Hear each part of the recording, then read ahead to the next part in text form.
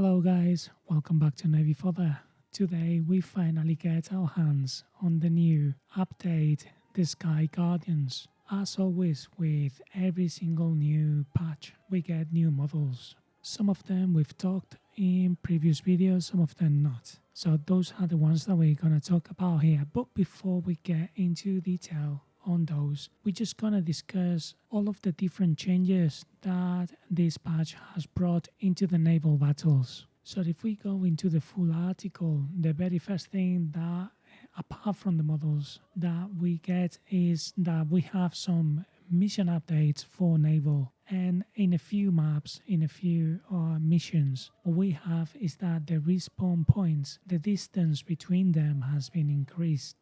It doesn't say which points have been moved, but I believe it's the spawn points between your team. So, for example, the deep water and the destroyers are further away. It's not the distance between you and the enemy team that stays the same. Also, in these missions, normally when you spawn, the next player usually spawn to your left or to your right. Now they're gonna spawn right behind you, because now they are in columns instead of rows, and that is meant to be more advantageous to the player. Well, we will see, but I highly doubt it. Then they have made some changes on the Fuego Island, the mission for the PT boats, the combat area now where you can play is smaller, and then they have moved the spawns, the ones to the left, closer to the A point, so you get closer to the action. Hopefully they continue revisiting the maps and making changes to them.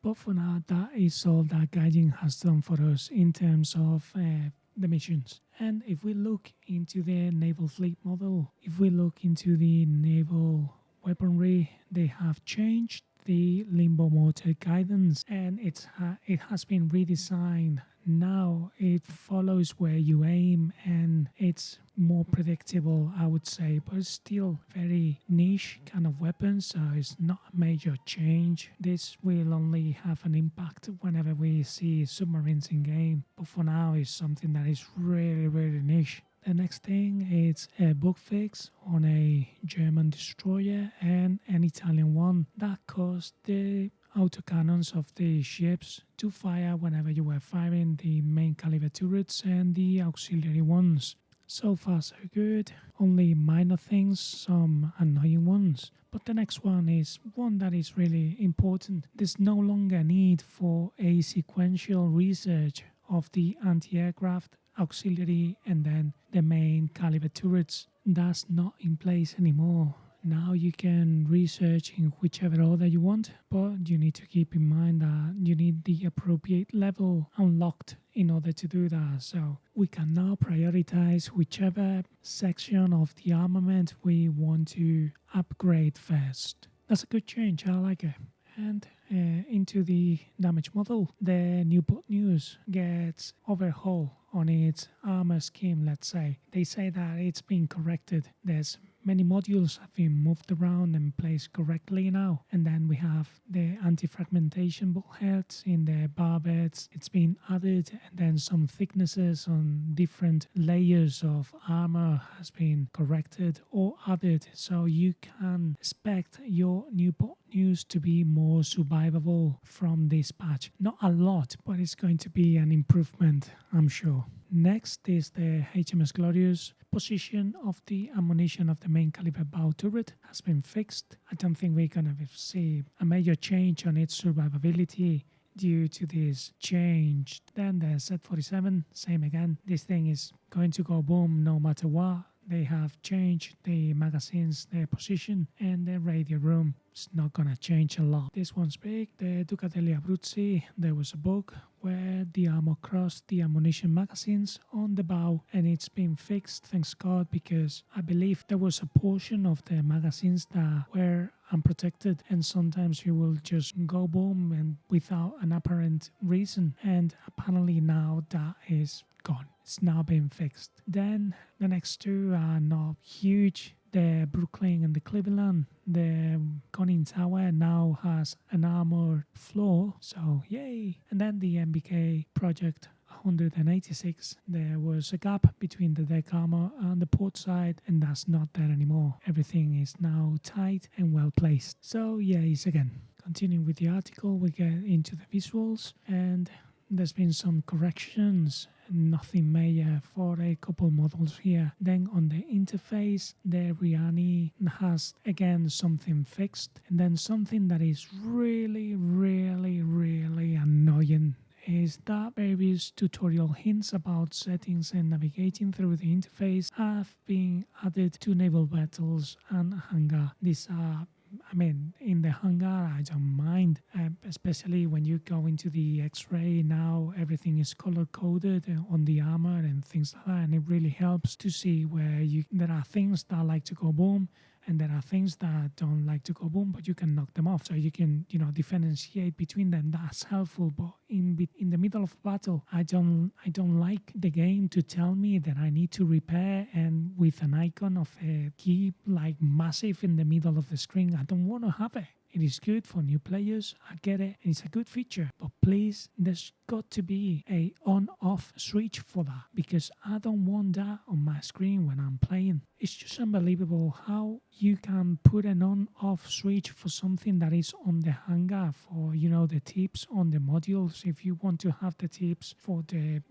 for what a module does and what happens when it's knocked down. And then you don't do the same for something that is in the middle of the battle, and it's just so intrusive because it's in the bloody middle of the screen and there's no switch for that. It's just baffling. It's appalling. The design is not bad. It's the implementation of it into the game. Why making such a good feature, such an informative feature with no on-off switch? Why do you force information into your players? And again, something that is really intrusive. It's just mad. Oh well. So, continuing with the article, we have something that we have been waiting for a long time, and we have the function of automatic circling flight has been added to ship seaplanes. So, now you launch your scout plane, you go to a point, then you take off again, you gain some altitude, and then you press H, I believe, and the plane starts circling. That's what it does. It just goes round and round and round and round and round again. I don't know, I was expecting something more like a waypoint kind of thing where you can, select a few points and then the scout plane will go there and then go to the next one and then go to the next one. But I can see why Gaijin don't want to do that. I do understand that this is not an RTS game. This is a third-person shooter. So, yep.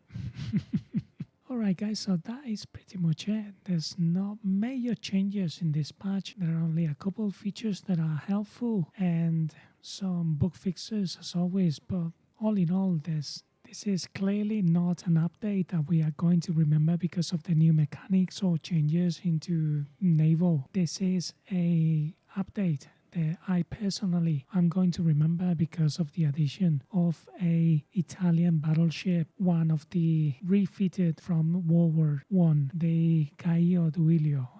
I can't wait to play it. But without further ado, let's take a look at the new vehicles. So the US Navy gets the Des Moines. It's a premium 8-inch autoloader heavy cruiser that we have talked previously in this channel. So yeah, click the link on the top right of the screen if you want to watch that video. And the other one is the USS Naval. It's a battleship and it's got the World War II refit on it. So yeah, also we've talked about it in a previous video. So again, top right of the screen. So that's it for the US Navy. Then the Germans only get one PT boat, and it's the Pfeil, which is a 90-ish km/h torpedo boat with 20 crew and expensive repair cost because this thing is about 8k silver lions. So that is expensive for a PT boat, I'm sorry. And it's got 4 torpedoes, really good torpedoes as always with the Germans. These are 4.5 kilometers range, 84 kilometers per hour. And they also have torpedo mode, but I don't recommend it because it does extend the range 8 kilometers, but it makes your torpedoes slow. And on a torpedo boat, you don't want slow torpedoes. You want fast and short range. Then you have two 40mm Bofors,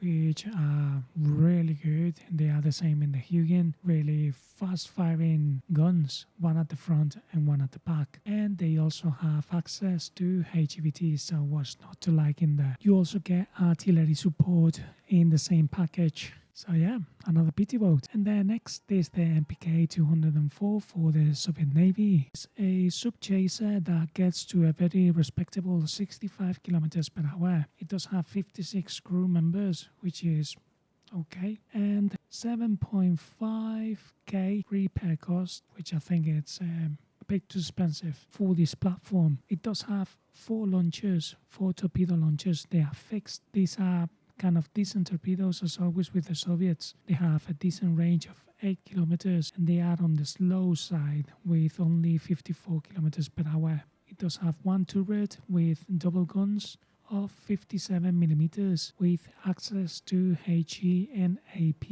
It doesn't have HEVT, but you have radar and tracking radar on this platform. Moving on to the next, we have the British with the HMS Whitby and the Canadian Terra.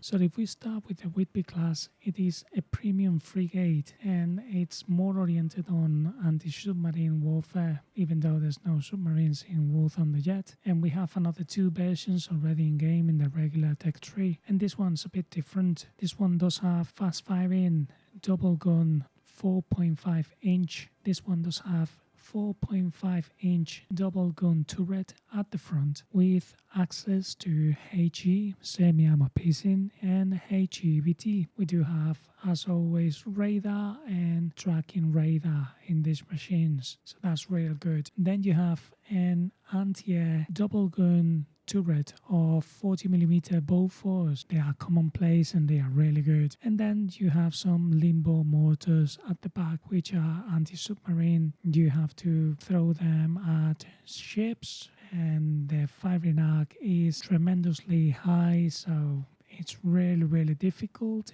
to hit on something that is moving. It does get to 55 kilometers per hour. It does have 231 crew members, so that is really good staying power for the frigate, and the repair cost of 6,000 silver lions. And let's not forget that it's a premium ship. And this is a very interesting one. The Terra does get to 50 kilometers per hour and it does have 214 crew members on it, so again, real good for a frigate like this. And remember, these are 3.7 ships. It does have 2 turrets, one at the front and one at the back. The one at the front is 3-inch gun, well, double gun turret, and the one at the back as well. And they are both 3-inch guns. But it's strange because it does say that it only has HEVT on them. Don't know why. And then it's really strange that you don't even have access to HE. And then you have radar, search radar, but you don't have tracking radar. So that's strange as well. You just have some limbo mortars at the back. So it's kind of really similar to the Whitby class, more in a more modern kind of platform. And it's also Canadian. The thing is, this vehicle costs 16.5k silver lions to repair, and that is just prohibitive. Moving on to the next nation, we have the French for the first time. We have the Aigle and the Dugai 3, and that's it. We don't have anything else being released for them, so I've played a few games with the Aigle, and that's it, because you are wasting your time if you play them, because you're not researching anything with them. You're just training your crews, and I'm not up for that. The grind is so heavy in this game that you can't afford to do that. So that's why I've tried the vehicle, and that's it. I'm not gonna dump my time on nothing. I'm just gonna jump to something else and play it. And while I do that, I research something else. For the Japanese, we get the Nenohi that we have talked about it in previous videos, so click the link on the top right if you want to watch it. And then we have the marvelous, we have the beautiful, the Caio Duilio. I would have liked to have the Andrea Doria version of it, but I'm afraid that Gaijin is gonna use that for a premium, I'm sure. But we are not ready yet for premium battleships, please. These ships, the Caio Duilio and the Andrea Doria, are my favorite ships of all time. I don't know why, because they are kind of, they're not the best out there or anything. I just like how they look, I suppose. But I just want to say this, I'm extremely happy that these have finally reached the game, and you should expect a lot of Italian content coming in your way in the next few weeks. I'm gonna grind this with the 5.7 lineup, and I'm gonna enjoy every single minute of it. Also, I just want to say that now is the moment to try and grind for a vehicle like this and try and play as soon as with a vehicle like this, because let's call it like the fun window. The fun window of this ship is now. In fact, it's finished by now, because there are ships out there now that do the same as the Caio Duilio do, and even better. I'm looking at the Alaska, I'm looking at the Scharnhorst, I'm looking at the Congos. So if you are kind of a nerd like I am and you like this ship, grind it now and play it now, because now it's the moment where you are gonna have an easier time with it, and also you're gonna have a better time with it, because as soon as the bigger things come into the game, this thing is going to suffer. So let's start talking about the survivability of this thing. That is, it does have 1,520 crew members, which is kind of okay-ish for a battle cruiser / battleship. The guns have from 240mm to 220 on the sides. That's decent as well. Then the secondaries have 120mm to 80mm, and the anti-air ones are paper thin.